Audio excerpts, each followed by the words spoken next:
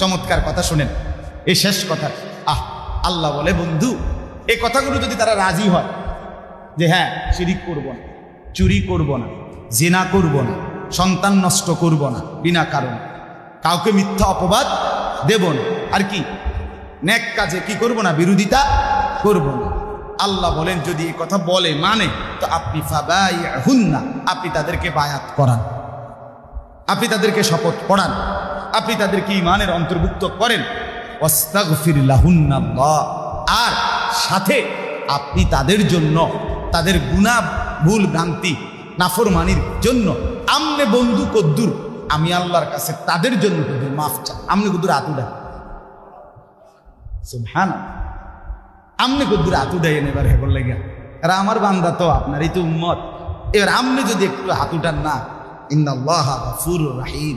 আপনি বন্ধুর হাত দেখলে আমি কি আর ফিরায় দেব, আমি ভীষণভাবে মাফ করে দেব।